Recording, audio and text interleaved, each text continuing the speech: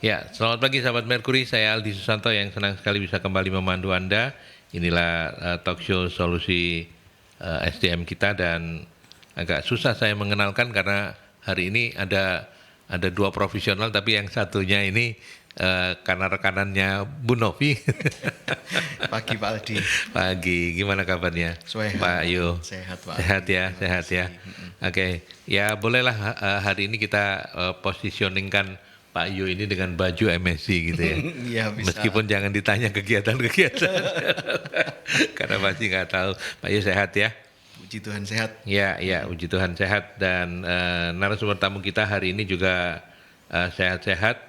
Saya menyapa sebentar Ibu Vita ya, Vita. Iya, selamat pagi. Selamat Pak pagi, Aldi. apa kabar Ibu? Alhamdulillah baik Pak. Baik ya, sehat ya. Sehat, alhamdulillah. Yang paling penting itu kesehatan loh sekarang ini. Betul, ya. Pak. Bentar saya tak nyari dulu nama Ibu Vita, nama lengkapnya Vita Oktia. Ya, betul. Bener ya? Iya.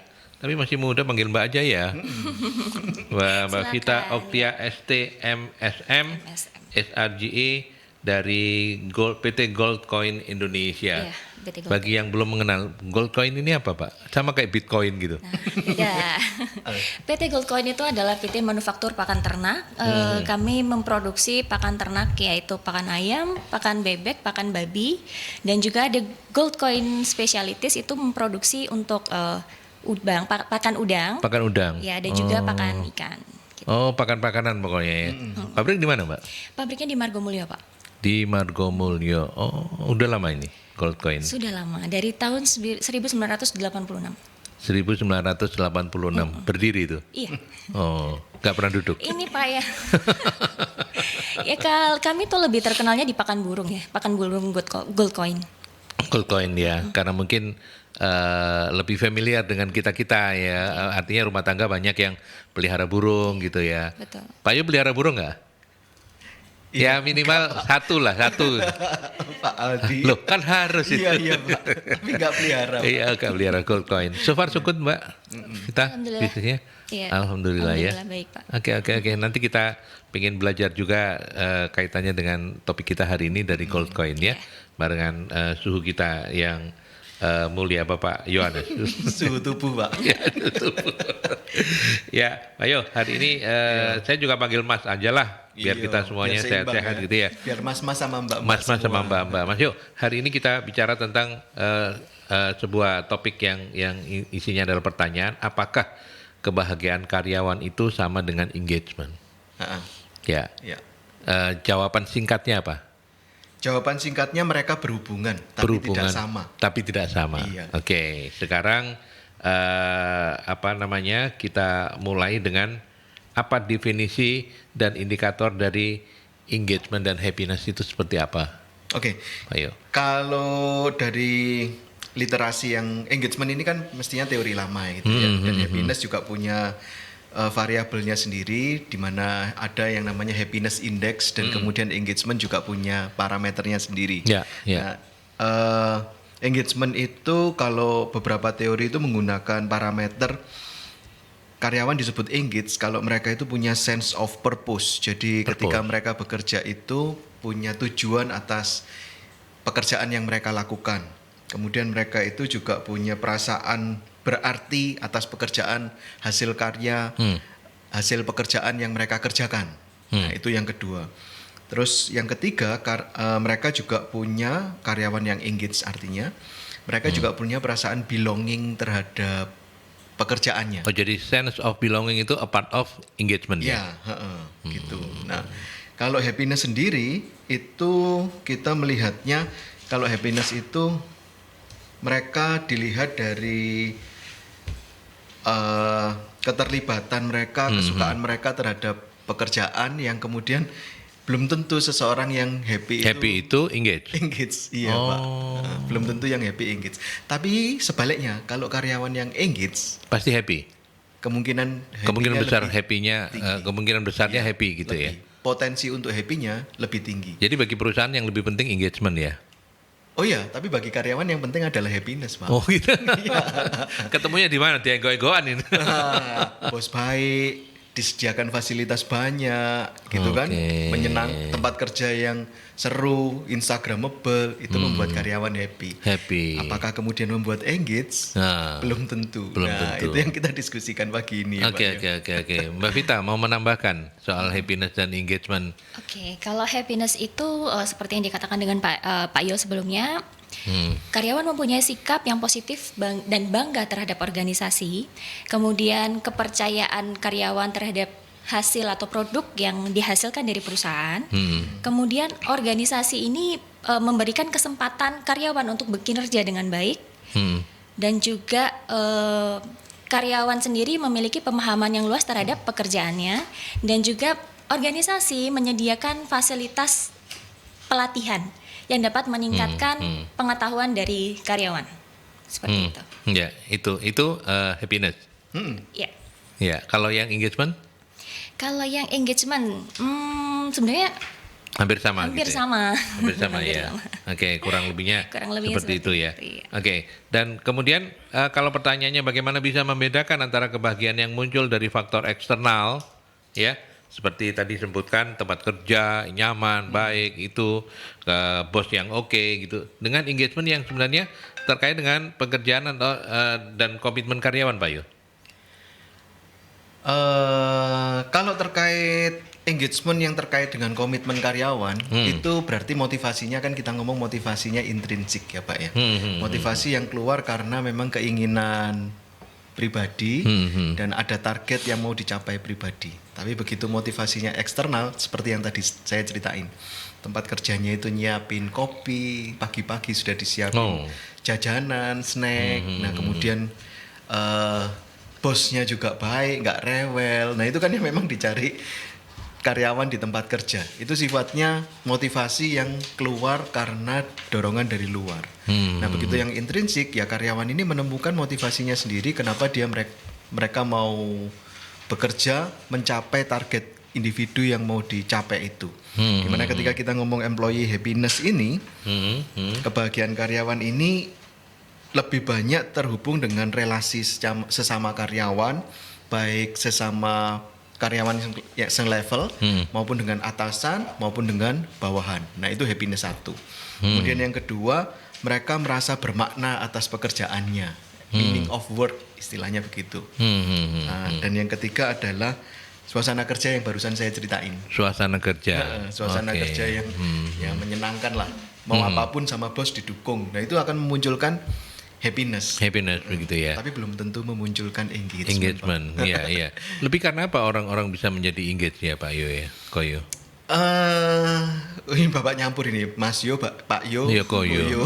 kecampur semua ini. Iya. Enggak apa-apa Pak. Memang Koyo itu memberikan kehangatan biasanya. Iya. Tapi enakan Mas Yo. Mas Yo ya. Iya. Lebih nom soalnya. Iya, monggo Pak. Nah, saya sampai lupa pertanyaannya. Apa bedanya dengan engagement ya? Ya, enggak. Apa yang kemudian bisa Memicu engagement. memicu engagement? Karena kan kebahagiaan yang tadi tempat kerja yang nyaman, itu faktor-faktor eksternal itu belum tentu loh itu menjadi memungkinkan munculnya engagement. Iya. Karena engagement itu lebih karena faktor intrinsik internal gitu ya. Nah, berarti apa yang menyebabkan orang engage? Mundur satu ya Pak ya. Mundur satu itu artinya sebelum teori engagement ini muncul, ada yang namanya satisfaction. Nah, satisfaction ini ternyata tidak cukup kepuasan kerja. Iya. Itu ternyata tidak cukup untuk menjelaskan fenomena karyawan mau terlibat di dalam perusahaan. Lalu muncullah yang namanya diciptakan yang namanya engagement. Keterlibatan yang lebih, jadi orang itu lebih belani atas pekerjaannya, walaupun kelihatannya nggak terlalu pekerjaan yang tidak terlalu seru, tapi sama dia karena menikmati pekerjaannya dia engage. Nah, engagement pun maju satu sekarang, kalau tadi mundur satu, engagement pun itu kemudian itu adalah hasil, tapi nggak pernah ketahuan apa yang membuat karyawan engage. Itulah kemudian muncul yang namanya employee experience. Betul. Gitu. Employee experience itu yang kemudian digagas oleh perusahaan untuk memunculkan pengalaman bekerja yang menarik dari karyawan di perusahaan. Diciptakan fasilitas-fasilitas, akses-akses terhadap kepegawaian itu dipermudah, membuat karyawan bisa lebih produktif dan menikmati tempat kerja gitu. Ya, karena dibenarkan oleh Mbak Vita, sekarang Mbak Vita melengkapi. Jadi apa yang tadi disampaikan Pak Ayu, apa yang masih kurang-kurang, atau dalam bahasa yang lain diulang kembali apa yang disampaikan Pak Ayu soal engagement. Ya, bagi saya itu yang menyebabkan karyawan engage itu adalah fasilitas tadi yang sudah disampaikan oleh Pak Ayu. Kemudian saat ini karyawan itu lebih suka untuk bekerja tuh secara hybrid. Jadi tidak harus datang ke kantor kemudian bekerja, namun mereka bisa bekerja di mana saja. Kalau di tempat saya itu kami result driven ya. Jadi walaupun bekerja di mana saja, yang penting bekerjanya harus selesai. Dan kemudian yang pernah saya ketahui, misalkan ada salah satu kalau kita bilang aktivitas untuk engage untuk karyawan ya, salah satu mungkin kita mempunyai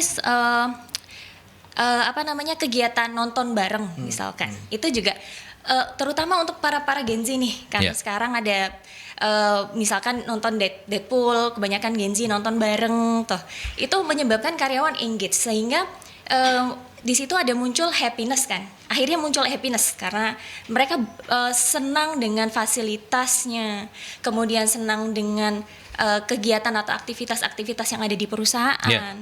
Selanjutnya itu akan menurunkan turnover intention dari karyawan sehingga karyawan engage. Nah, seperti itu. Seperti itu gambarannya, Pak. Oke, Mbak Vita kalau boleh tahu agak dalam sedikit ke Goldcoin. Kalau di Goldcoin sendiri komposisi karyawannya atau jumlahnya berapa sekarang?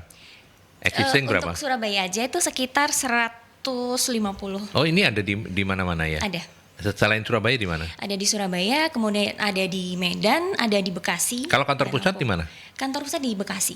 Oh, di Bekasi malah nih ya. Oke, Surabaya 100. 150-an. 150. Tapi kalau pabrik ada di masing-masing wilayah itu ada? Ada. Masing-masing ada ya? Ada. Oh. Tapi ini satu holding?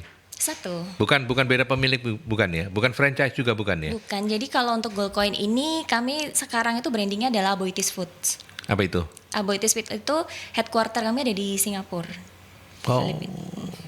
Jadi PMA ini? Iya, PMA. Oh, PMA. Oh, oke. Kalau Pak Yu apa? PM apa? Penanaman modal akhirat, Pak. Akhirat. PMA juga? Iya, PMA kan. Iya, oke. Berarti kalau di Surabaya 150 itu yang gensinya berapa? Kalau di tempat saya kebetulan sedikit, Pak, untuk saat ini Goldcoin. Oke. Rata-rata mereka masih mengelompok di milenial atau ada juga yang X? Ada juga yang X. Ada juga yang X. Justru malah mostly milenial dan Gen Z-nya cuma sedikit. Sedikit ya. Apalagi di bagian produksi ya. Iya. Itu lebih banyak yang X. Oke. Nah, kalau tadi dikaitkan dengan pertanyaan terakhir tadi soal engagement, tadi kan dicontohkan kalau anak-anak Z itu kan senangnya bareng-bareng kayak gitu. Okay. Bagaimana dengan milenial dan Gen X? Apakah mereka juga punya kecenderungan yang sama sepanjang yang bisa diamati, Mbak Vita? Kalau yang saya amati, teman-teman di tempat saya saat ini itu senang kalau ada employee gathering. Gathering. Ya, kita pergi bareng terus kemana. Terus ada juga team building. Jadi kita pergi ke suatu tempat, kemudian outbound. Nah, itu membentuk suatu antara departemen satu dan departemen yang lainnya tuh menyatu gitu, Pak. Dan itu rutin kalau di Goldcoin Surabaya? Iya. Itu menjadi agenda rutin dalam setahun berapa? Satu kali. Itu apa yang model? Employee engagement. Employee Jadi kita engagement. pergi bareng. Nah, tiap tahun itu misalkan di setahun ini ada employee gathering, di tahun depan itu ada family gathering. Oh, kalau family diperluas ya, boleh ngajak anak istri gitu ya? Betul. Anak istri suami. Anak istri sendiri. Oh, Punya dengan suami. tetangga. Oh iya. Tetangga, Pak. Kalau istrinya dua ya, Pak. Enggak tahu kalau itu, Pak. Berarti anak istri sah gitu ya. Oh, Suami istri sah. saya. Ya. Anak istri suami. Kalau yang pekerjaannya perempuan, ada perempuan juga kan? Saya, Pak. Oh, cuma satu doang. Ada. Ya. Oke, Pak Yu, dari apa yang diceritakan oleh Mbak Vita yang kita spill untuk, terima kasih Mbak Vita sudah sampaikan juga bagaimana di Goldcoin. Ya. Apa yang menarik soal engagement? Engagement itu tidak cuman experience itu tidak cuman memicu engagement ya, Pak ya. Tapi juga ada yang namanya experience terhadap kepemimpinan. Bagaimana kemudian seorang pemimpin itu mengengage karyawan, terutama kalau pemimpinnya sudah generasi X dan kemudian ketemu sama milenial dan Z Dan Z. dan mereka harus memahami gaya kerjanya Z sama Milenial. milenial. X tidak terbiasa dengan WFA, Pak, work from anywhere. Iya, dan iya, result iya. based. Seperti kata Ya, Mbak ini ya, Mbak Vita tadi ya. ceritakan tidak terbiasa X itu. X maunya adalah yang namanya kerja itu ya 8 to 5, datang ke kantor, kemudian Senin Jumat, Senin Sabtu ya Pak Senin ya. Sabtu. Tapi buat milenial, iki wis 2024 loh. 2024 ini sudah kalau result base ya kerja dimanapun gas lah. Yang penting kan hasilnya. Yang penting pencapaiannya gitu ya. Tapi X gak kelihatan itu ndak lego Pak. Iya. Wis ono kan kerjaan pokoknya lungguh nanggonmu. Kalau perlu ngitung batu itu ya sudah dianggap job desk daripada daripada pergi kemana-mana dan Iya, dia iya. tidak dalam kendali atau monitor. Nah, ketika transformasi ini jalan, maka yang namanya engagement itu akan muncul karena si X sama si milenial dan Z ini berjalan beriringan. Nah, mereka itu yang membutuhkan kemudian pendampingan ya Pak ya. Oke. Kita bagi waktu ke penelpon. Selamat pagi, Mercury. Selamat pagi. Ya. Assalamualaikum warahmatullahi wabarakatuh. Waalaikumsalam Pak Sumarwito. Ya, ini yang saya tanyakan, ini atasan atau bawahan itu pilih apa itu perempuan atau laki-laki, ya toh? Dan pilih yang cantik apa yang jelek, ya toh? Kalau Mas Ardi itu kan apa itu di Mercury itu kan pilihannya bawahannya itu yang perempuan, iya toh? Ya. Ya betul Mas Ardi. Betul. Oke, tapi apa juga bisa rangkap jabatan. Jadi enggak apa terus di pabrik bisa di luar pabrik bisa apa bisa rangkap jabatan gitu ya. Gitu. Soalnya kalau cantik gitu itu lebih enak ngongkok anunya. Masa salah titik gak apa-apa kayak ayu kan gitu. Ya, betul. Terima kasih. Baik. Assalamualaikum warahmatullahi wabarakatuh. Waalaikumsalam. Partai hiburan ini Pak Sumarwito ini. Kita ke iklan dulu ya. Nanti kita tanggapi.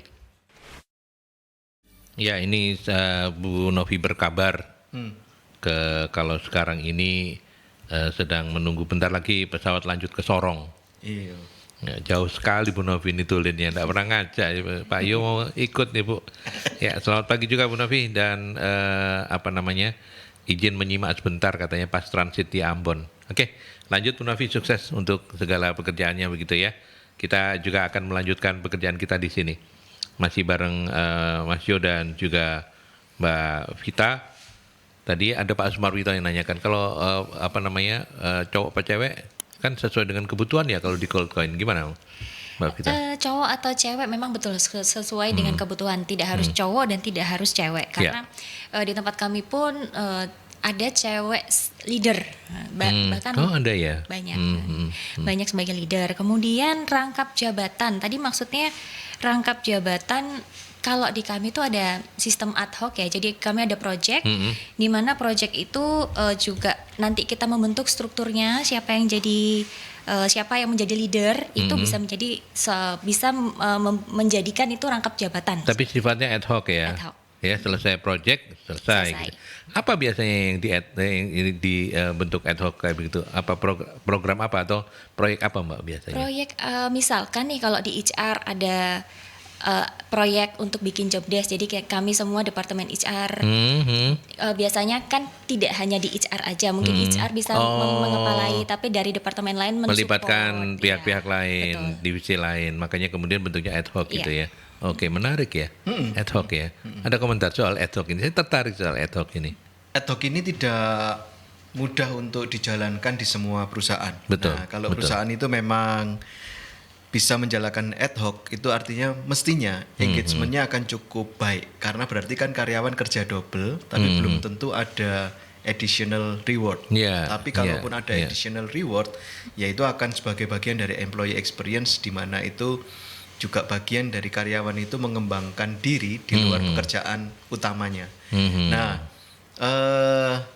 ada berbagai versi milenial Artinya ada milenial yang menyukai pekerjaan-pekerjaan yang memberikan tantangan lebih, tapi ada milenial juga atau generasi Z itu yang nggak mau Pak dikasih tambahan kerjaan. Ya istilah Jawanya, bahasa Surabayanya kan lapo kerjaan bayaran podo kok kerjaan ditambahin gitu. Nah ini kan yang miris gitu ya Pak ya. Miris artinya ini kan bagian dari istilahnya job enrichment. Jadi pengayaan pekerjaan sebagai bagian dari perusahaan memberikan kepercayaan untuk mereka bekerja lebih ya Pak ya. Buat orang-orang yang happy, mereka nggak masalah gitu ya. Menikmati pekerjaan itu sebagai bagian dari pengayaan diri. Enrichment kan pengayaan diri ya, job enrichment itu. Nah, buat orang-orang yang nggak menikmati, generasi yang tidak menikmati ya ini akan menjadi beban dan menurunkan engagement itu tadi. Gitu. Jadi kalau perusahaan ini berminat untuk mengerjakan ad hoc, ini bisa jadi kayak semacam lempar umpan gitu ya Pak ya. Bagaimana pola ini dijalankan di perusahaan sebagai model training bagi karyawannya. Saya mau menindaklanjuti penjelasan Pak Yu ini soal justru menariknya bagaimana kemudian perusahaan bisa mengidentifikasi gitu ya. Kan ada orang yang pura-pura dalam tanda petik gitu ya. Pura-pura seneng, pura-pura apa gitu, padahal dalam hati mereka mungkin mereka tidak engage, tidak happy dengan nah perusahaan kan tentu teman-teman nanti mungkin Mbak Vita juga pasti bisa cerita, oh iki pura-pura, iki memang betul-betul.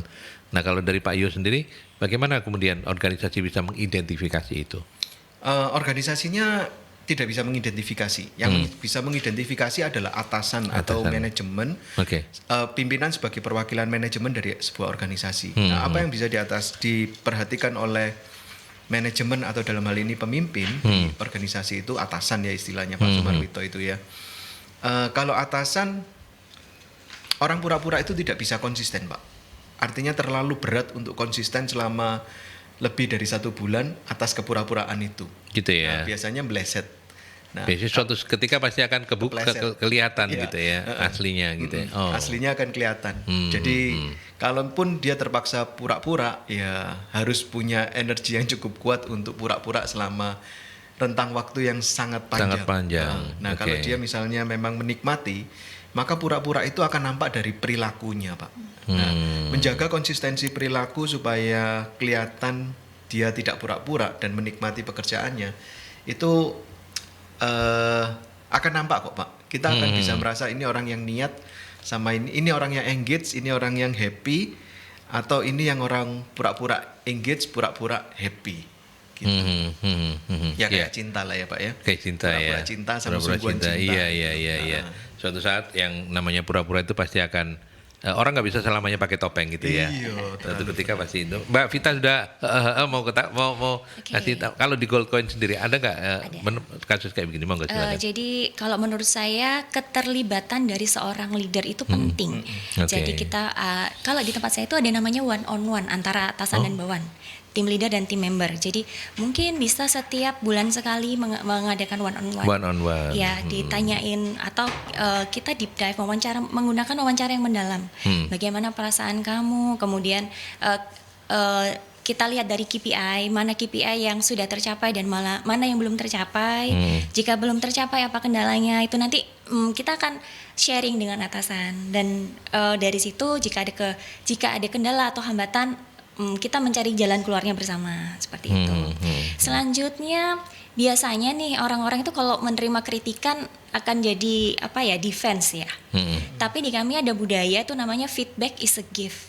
Jadi ketika ada one on one memberikan kritik dan saran itu merupakan suatu hal yang berharga bagi kami. Jadi bukan suatu hal yang kiranya wah nggak suka nih sama saya gitu, bukan seperti itu, tapi kan kita menerimanya dengan tangan terbuka dan itu akan menjadikan kami menjadi lebih baik lagi ke depannya. Ya, one on one di Gold Coin itu kan langsung dengan atasan langsungnya gitu ya. Bagaimana kemudian HR merangkum semua itu, Mbak?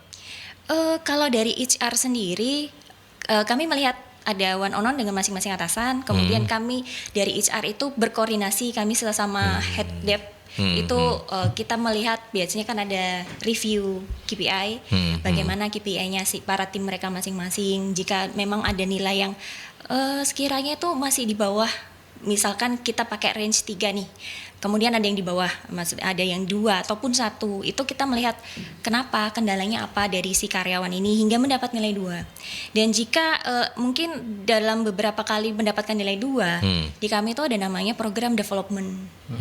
Jadi mana saja yang perlu di develop agar mereka mendapatkan nilai 3 gitu. Jadi follow up dari one on one tadi itu ada program development ya. Iya. Untuk mereka yang memang masih tertinggal Betul, gitu. betul. Pada apa namanya, sebagai contoh kasus, kalau sudah dilakukan program development tetap nggak bisa ya, apa boleh baut ya? Iya. Apa boleh baut? Apa boleh buat gitu ya? Iya betul. Jadi Gitu kita tugas kami itu membina dulu sampai bisa kita memberikan target, bagaimana si karyawan, pencapaian target karyawan ini seperti apa. Kami tetap lihat, ada namanya setiap bulan itu kita melihat pencapaiannya. Jadi per bulan itu ada target yang dia harus mencapai target itu. Ya, Pak Yo, ini ada pertanyaan menarik. Saya coba bacakan ya. Boleh. Apakah mungkin budaya kerja yang terlalu menekankan pada kebahagiaan dan positivisme justru menyembunyikan masalah yang lebih dalam? Maksudnya bagaimana kita bisa memastikan keterbukaan tanpa mengurangi semangat positif gitu. Artinya mungkin ya masih ada kaitannya dengan kepura-puraan atau ketersembunyian tadi itu ya. Betul. Nah, bagaimana menanggapi ini Pak Yo? Iya, jadi perusahaan juga harus sensitif supaya tidak menjadi perusahaan yang hipokrit atau munafik gitu ya Pak. Gitu ya. Ya, artinya positivisme itu seolah-olah menjadi sebuah bungkus pingin membudayakan hal-hal yang baik padahal di dalamnya busuk. Iya, Ini iya. yang kemudian dari sisi perusahaan atau pimpinan gitu ya, itu yang kemudian harus cermat benar bahwa ini sedang situasi ABS atau enggak, asal Bapak seneng. Iya. Saya membayangkan tiba-tiba ada program yang di-create yang menurut pimpinan ini akan membuat engagement meningkat, happiness meningkat. Padahal ternyata bukan itu yang dibutuhkan karyawan. Bisa juga kayak begitu kan ya? Bisa juga. Nah, itu kan ini positif ini kayak gitu. Nah, Ujung-ujungnya action plan, Pak. Ujung-ujungnya adalah tindakan nyata yang harus dilakukan. Contoh yang dari cerita Mbak Vita yang Mbak bisa Vita. diceritakan itu, saya waktu kerja di rumah sakit itu ada satu kayak koordinator areanya cleaning service, Pak. Nah, ini saya cerita gitu ya, Pak.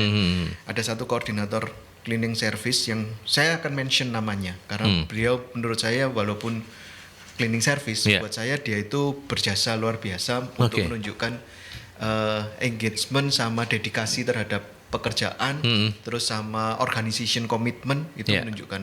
Beliau namanya Bu Uswatul. Bu Uswatul cewek Namanya ya? Bu Uswatul. Pimpinan tapi ya. Pimpinan untuk cleaning service, outsourcing Pak pada Outsourcing, saat itu. oke. Dia itu setiap minggu itu pasti jalan keliling rumah sakit sama saya.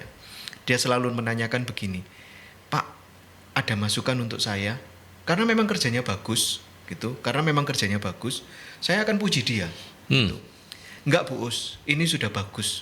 Wah Bapak ini, dia jawabnya begini, pujian itu adalah racun Pak, tapi kritikan itu adalah madu buat kami. Dia selalu ngomong gitu. Kalau di Gold Coin gift tadi katanya. Ya, give madu buat kami. Nah, dia selalu minta untuk diberikan kritikan, dikasih masukan.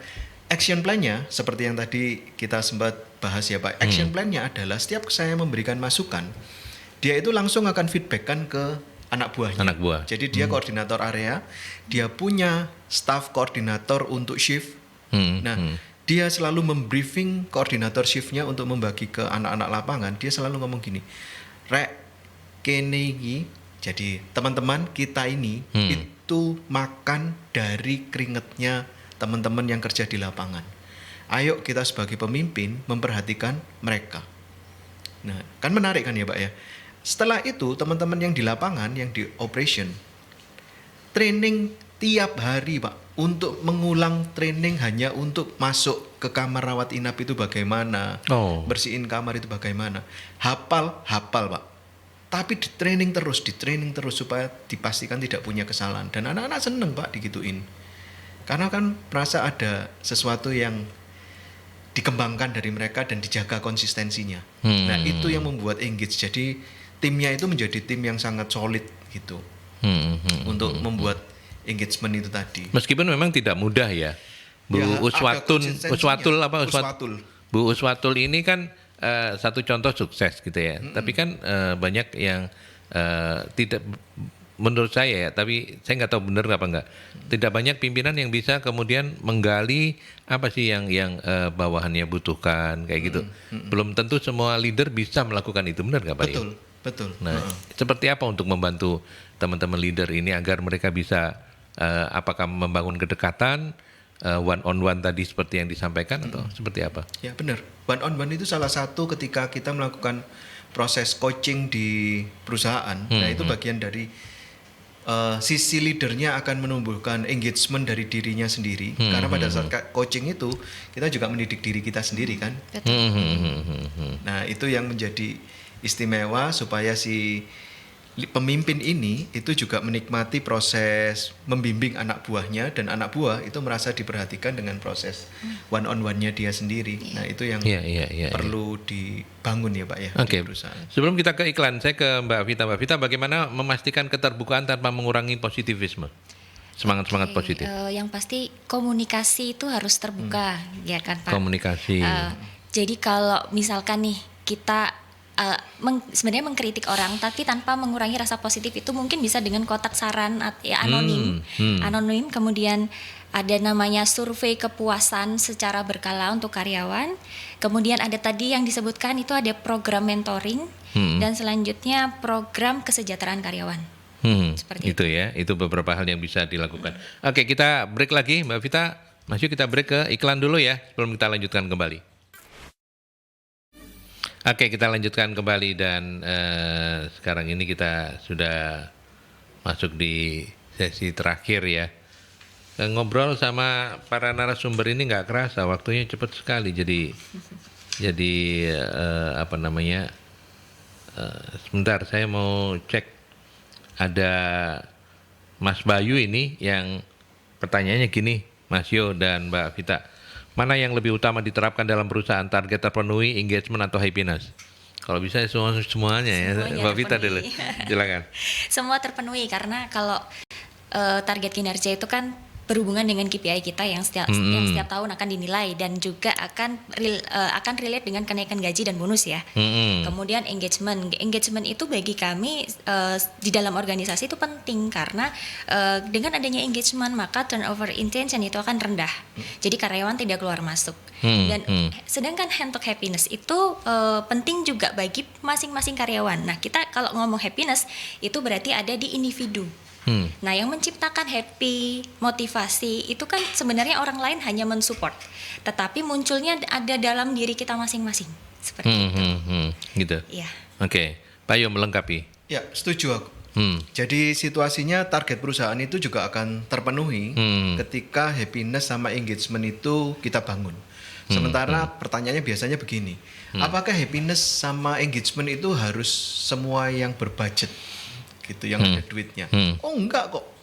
Jadi bagaimana kita men-treat karyawan itu belum tentu semuanya pakai satuan rupiah. Rupiah ya. Dan kepemimpinan itu bagaimana kita treat karyawan kita, kapan kita memberikan apresiasi yang tepat, bagaimana caranya kita marahin karyawan kalau misalnya dia melakukan kesalahan, apakah kita langsung caci maki di depan seluruh karyawan yang lain sebagai bentuk pelajaran, atau kita panggil proses mentoring yang tadi Bu Vita sempat ceritakan, one on one, itu mereka akan merasa dihargai, karyawan yang tahu persis bagaimana pimpinan mereka memperlakukan mereka. Nah itu kan bagian yang tidak perlu keluar uang banyak, tidak perlu budget banyak. Tapi once mereka menikmati situasi itu, maka mereka akan bekerja optimal dan mereka akan mencapaikan target perusahaannya itu. Jadi mari kita sama-sama juga tidak melihat tiga hal ini sebagai sesuatu yang mana duluan. Karena tiga-tiganya bisa jalan paralel kok. Jalan paralel, dan apakah harus selalu ada uangnya? Belum tentu. Kadang-kadang yang tidak beruang itu impact-nya juga long lasting. Iya. Karena seninya di situ, art ya. Iya. Artnya di situ ya. Seni leadership-nya di situ gitu. Mas Bayu mudah-mudahan terjawab ya, kalau bisa, bukan kalau bisa ya, harus bisa, targetnya terpenuhi, engagementnya oke, happiness-nya juga oke gitu ya, Mbak Vita dan Pak Yo. Kemudian ada Pak Farhan. dari banyak startup ambruk. Apakah karena terlalu banyak happiness? Bisa jadi.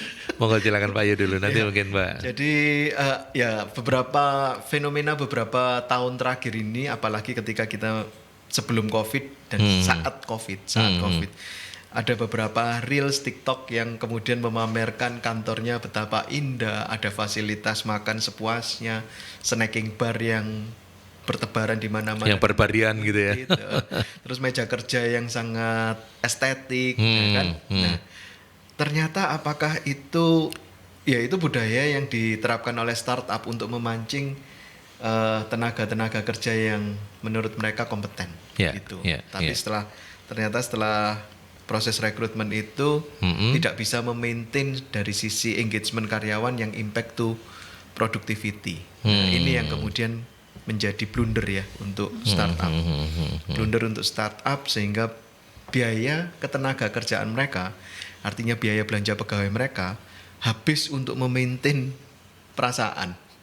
Sementara memaintain perasaan itu nggak ada habisnya. Iya kan? Iya. Kayak pacaran itu loh, Pak. Iya betul. Bayari terus tapi ternyata cuman teman, Pak. Lah, iya hanya teman tapi bukan kekasih. Menanggapi Pak Farhan, Mbak Vita, monggo silakan melengkapi Mas Yo tadi. Oke, bagaimana startup itu memang benar ya, untuk startup itu kan kalau kita lihat di TikTok itu kantornya wah banget, mewah dengan segala fasilitasnya. Mungkin kalau saya rasa memang tujuan bisnisnya masih belum terbentuk dengan baik, sehingga untuk rekrutmen atau manpower planningnya juga belum tertata dengan baik sih kalau menurut saya seperti itu, Pak. Sehingga mungkin yang diharapkan bisnisnya akan semakin besar, tapi seiring berjalan waktu ternyata perubahan ekonomi itu yang tidak menentu sehingga menyebabkan bisnisnya tidak baik. Ya, yang menarik kan anak-anak startup ini kan bolehlah kita identikan dengan anak-anak Gen Z ya. Betul. Karena mereka kan rata-rata dari usia itu. Nah, ini kan anak-anak Gen Z kan memang lebih mengutamakan happiness kayak gitu gitu. Bahkan kerja ikut orang pun kalau nggak happy ya dia memilih resign untuk mencari tempat yang bikin dia happy gitu. Tapi kalau dengan fakta ini kan menjadi sesuatu yang apa mereka bisa belajar juga dari kondisi seperti ini menurut keyakinannya Mbak Vita? Kalau saya rasa mereka akan belajar ya, seiring berjalannya waktu mereka mungkin mempunyai kegagalan yang pertama, dan itu semoga akan menjadi pembelajaran untuk mereka ke depannya. Gitu ya? Jadi untuk pekerjaan itu memang tidak hanya satu yang harus tidak hanya satu mental health saja, tetapi ada faktor-faktor lain yang bisa meningkatkan engage untuk kaum Gen Z. Iya. Karena kan Pak Yo gimana? Anak-anak Gen Z ini kan memang sangat spesial begitu ya. Mereka punya beberapa waktu yang lalu kita sempat bahas juga bareng sama Mbak Nani ya soal Gen Z ini. Iya. Nah hari ini kita bicara soal engagement, bagaimana atau kegagalan dari bisnis startup yang karena mereka terlalu mengutamakan hal-hal yang bersifat kesejahteraan, happy. Gimana mengawinkan ini agar menjadi nasihat yang baik untuk anak-anak Gen Z, Pak Yo? Ya, ketika kita menggabungkan antara happiness kemudian engagement, apapun itu perusahaan, startup maupun bukan startup, perusahaan konvensional yang udah jalan maupun perusahaan yang dijalankan dengan metode apapun, komitmen organization commitment itu juga menjadi sebuah parameter yang perlu diukur ya Pak ya. Gitu ya. Jadi terlepas dari mereka engage karena experience tadi, employee experience, kemudian mereka juga kita berikan happiness index tadi, diukur happiness indexnya, maka organization commitment itu juga harus salah satu parameter yang harus diukur juga. Jangan-jangan happiness-nya jalan, engagement-nya jalan, tapi nggak ada komitmen sama sekali ke organisasi. Dimana ketika kita ngomong organization commitment, itu kita akan ngomong tentang normative commitment, kemudian continuance commitment sama affective commitment. Dimana ketiganya ini antara normatif, continuance sama affective ini itu sudah melibatkan keterlibatan emosional yang mendalam kepada perusahaan. Tidak cuma sekadar kepada pekerjaan ya Pak ya. Kalau engagement itu kan kepada Pekerjaan. dan berharap kemudian kalau sudah dengan pekerjaan engage kepada perusahaan. Nah, begitu masuk ke engage kepada perusahaan, kita akan ngomong organization commitment. Artinya ini apa namanya, bagian terdalam ya dari Komitmen organisasi. ya komitmen organisasi ini, karena buat apa kita tidak cukup hanya mencintai pekerjaan kita, menyenangi apa yang kita kerjakan, kalau pada gilirannya ternyata kemudian perusahaan kita nggak bisa long lasting gitu ya. Iya, Betul. Ya. Nah, atau mau menambahkan apa lagi, Mbak? Soal ini. Kalau dari saya sih, bagaimana memperlakukan Gen Z itu untuk saat ini, karena tidak banyak ya Gen Z di tempat saya. Jadi dari kami Tapi sih, suatu saat akan banyak iya, ya. Pak. Udah siapkan diri mulai pusing mulai Iya, sekarang mulai gitu. pusing. Jadi untuk kami itu yaitu penghargaan dari hasil kinerja. Kalau dari kami seperti itu. Jadi misalkan dia dikasih project dan mereka sudah menyelesaikannya, mungkin apresiasinya tidak perlu menggunakan uang atau rupiah ya, cuman terima kasih sudah dikerjakan proyek ini dan hasilnya bagus, bermanfaat bagi perusahaan. Itu menurut mereka sudah suatu penghargaan. Oke, gitu ya. Oke, kita sudah sampai di bagian akhir, Mbak Vita dan Pak Yo. Saya punya pertanyaan yang sama. Bagaimana strategi yang diterapkan agar kebijakan engagement yang diterapkan itu tidak hanya mengukur kebahagiaan di permukaan, tapi juga memperhatikan aspek-aspek yang lebih dalam soal motivasi, intrinsik, kepuasan dengan peran kerja dan sebagainya. Mbak Vita dulu, bagaimana strateginya? Kalau saya strateginya itu di kami ada survei kepuasan atau survei engagement di tiap 3 bulan. Oh, tiap 3 bulan ya? Ya, jadi internal, dilakukan internal? Dilakukan internal. Oke. Jadi kami pakai namanya itu, sebelumnya pakai Gallup, sekarang kami pakai Ember. Nah, setelah itu kami bisa narik datanya dan kami melihat bahwa berapa persen karyawan ini engage dengan perusahaan, kemudian motivasi. Di situ juga ada peran psikologisnya, mereka melihat bagaimana motivasinya. Kemudian mungkin kalau untuk happy kami tidak terlalu dalam ya mengukur happiness di situ, tapi secara kasat mata memang teman-teman ini secara pekerjaan tiap hari itu mereka terlihat happy. Nah, mungkin tadi ada pertanyaan bagaimana negatif menjadi positif, ya kan Pak? Itu dengan anonim. Mungkin mereka mau ngomong sama leader tapi dia takut. Itu dengan memasukkan di Ember itu ada anonim. Gitu.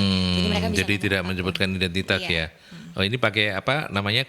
Kalau dulu Gallup gitu ya. Iya. Sekarang Ember namanya. Amber tulisannya ya. Iya. Nah itu kalau menurut saya sih satu komunikasi sih Pak. Baik maupun gini, yang intrinsik itu kan sangat tidak terlihat. Jadi komunikasi yang terbuka dengan anonim. Menurut saya seperti itu. Iya. Karena ternyata strategi untuk menganonimkan diri itu bisa sangat membantu ya, Iya, pengalamannya betul. Mbak Vita di Goldcoin ya. Iya. Tidak semuanya harus ya keterbukaan oke lah, tapi kan bagaimanapun ini orang Indonesia gitu ya. Yang ngono ning ojo ngono katanya kalau orang Jawa itu ngeritik tapi ya ojo ngeritik teman-teman gitu misalnya kayak gitu. Itu ya pengalamannya. Iya, Oke. Pak Yu sekarang. Oke, kalau dari saya pegawai itu adalah aset, karyawan itu adalah aset. Otomatis karena mereka aset, ya dimanapun yang namanya aset itu kan harus di-maintain. Bagaimanapun caranya supaya dia memberikan nilai balik ke kita. Nah, bagaimana kemudian kita harus memaintain mereka? Ya dari hal-hal yang mendasar tapi seringkali sudah kita tinggalkan ya, yaitu bagaimana membangun sebuah suasana pekerjaan yang punya sikap positif dan saling menumbuhkan, dari sisi kepemimpinan yang saling memperhatikan dan mendukung, feedback, dan yang satu lagi yang kita nggak boleh lupa adalah kedisiplinan untuk istilahnya saling menjaga perasaan di perusahaan kita sendiri. Ya, dan menciptakan engagement itu tidak cukup hanya kemudian penyediaan fasilitas fisik itu, bukan ya, bukan hanya itu ya, tapi kompleks, lengkap antara fisiknya sama non fisiknya. Ya, pendekatan, apresiasi dan sebagainya.